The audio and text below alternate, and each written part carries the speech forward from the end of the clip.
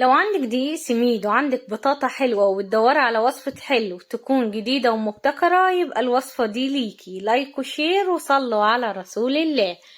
اول حاجة جبت البطاطا قشرتها وهبدأ اقطعها شرايح.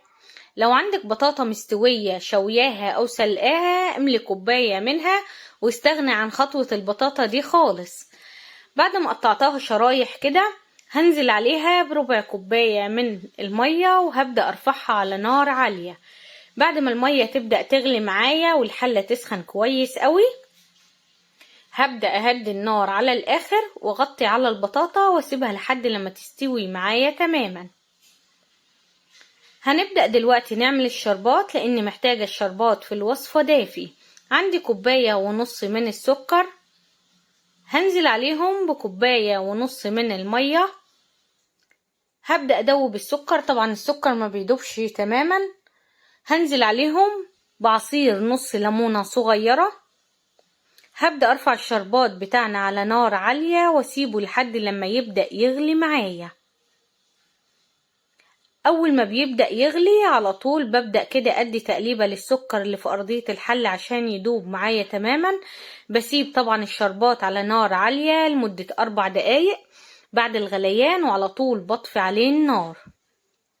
هركن الشربات على جنب يبرد معايا. وعندي هنا صينية، الصينية بتاعتنا مقاس 34. حطيت معلقة كبيرة من السمنة، بدأت ادهن الصينية. بنزل كمان بمعلقة من الدقيق وابدأ ابدر الصينية. هركن الصينية بتاعتنا خلاص على جنب. والبطاطا هنا كانت استوت معايا، شايفين الجمال. هبدأ اهرسها طبعا. وبعد كده بجيب الكوباية وببدأ املى كوباية بطاطا. الكوباية دي هثبتها في جميع المقادير. يعني ايه؟ يعني هعاير بيها جميع مقادير الوصفة. والباقي هسيبه لما يبرد تماما من البطاطا واعبيه في علبة واشيله.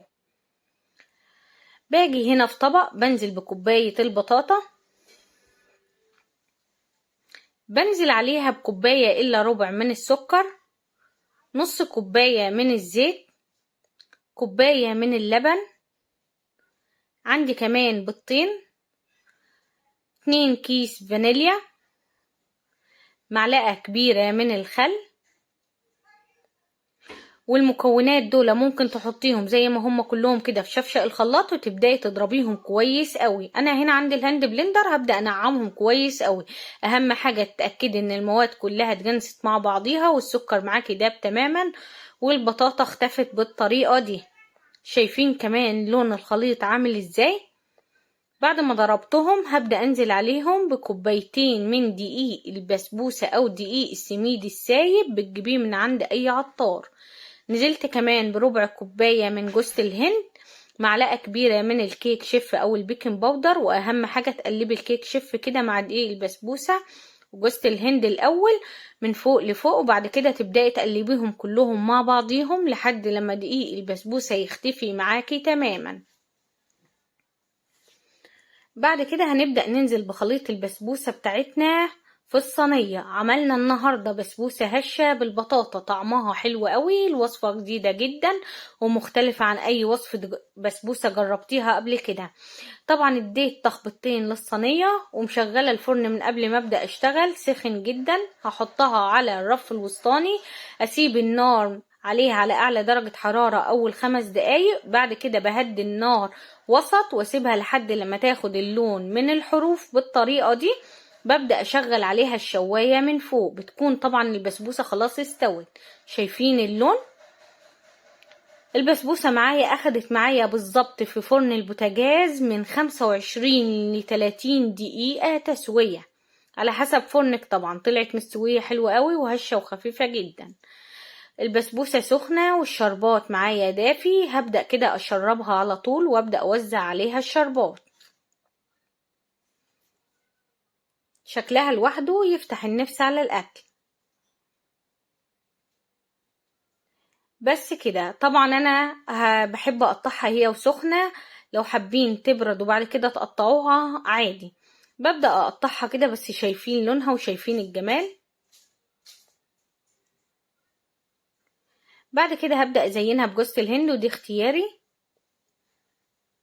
وتعالوا بقى نطلع منها حتة مع انها سخنة، بس القطعة بتطلع بقطعتها. شايفين؟ بصوا التسوية من تحت رهيبة يا جماعة. البسبوسة مستوية حلوة قوي، دايبة مرملة، طعمها جميل جدا. فاتمنى بجد تجربوها وتقولولي على رأيكم فيها. عملنا وصفات كتيرة جدا بالبطاطا، عملنا البطاطا شيبسي، وعملنا طواجن البطاطا بالبشاميل، عملنا وصفات تانية كتير بالبطاطا. اتمنى بجد تجربوها وتقولولي على رأيكم فيها. شايفين الجمال؟